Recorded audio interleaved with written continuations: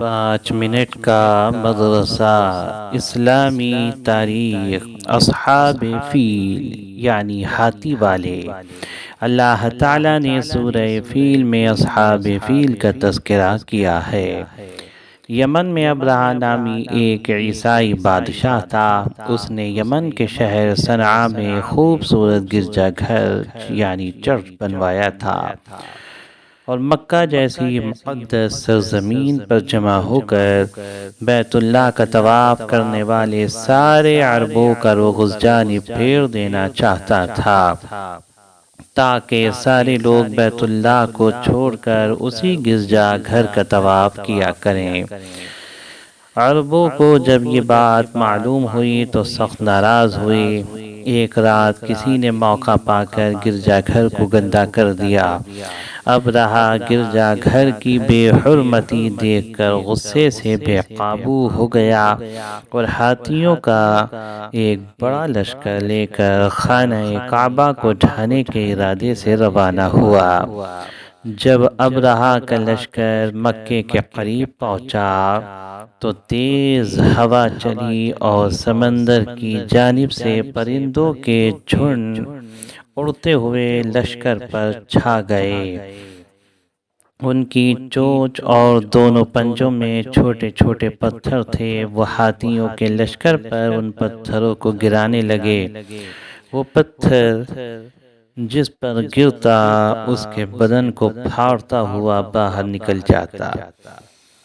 اس طرح سارے لشکر کو چھلنی کر ڈالا۔ اس میں سے بعض لوگ بدحالی میں بھاگتے ہوئے یمن پہنچے۔ انہی میں ابرہہ بادشاہ بھی تھا۔ اس کے تمام اعضاء گل سڑ چکے تھے۔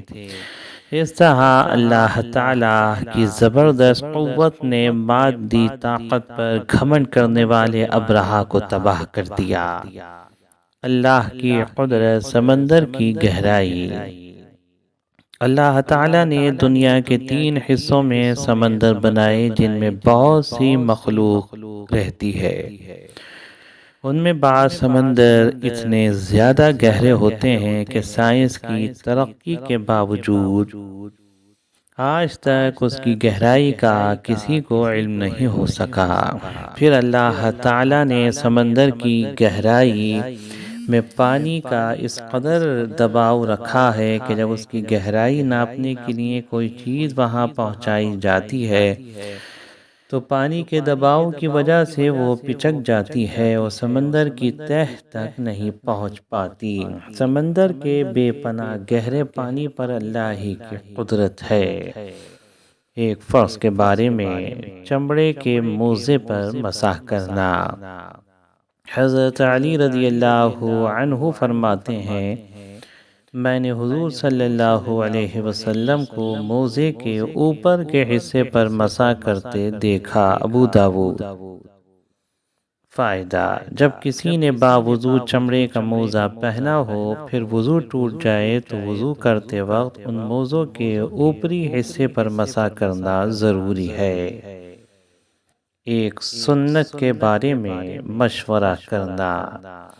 حضرت ابو ہریرہ رضی اللہ عنہ فرماتے ہیں کہ میں نے رسول اللہ صلی اللہ علیہ وسلم سے زیادہ صحابہ کرام کے ساتھ مشورہ کرتے ہوئے کسی کو نہیں دیکھا۔ ترمذی۔ ایک اہم عمل کی فضیلت: رشتے ناتوں کا حق ادا کرنا۔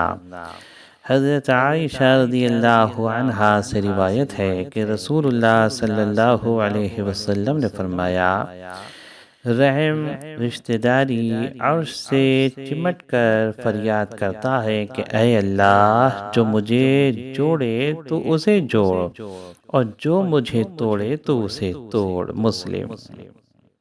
ایک گناہ کے بارے میں جھوٹی قسم کھانا۔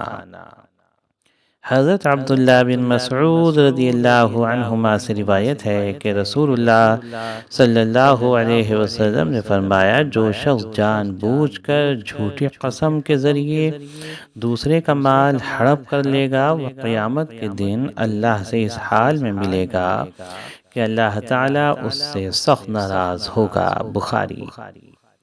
دنیا کے بارے میں دنیا قابل ملامت ہے۔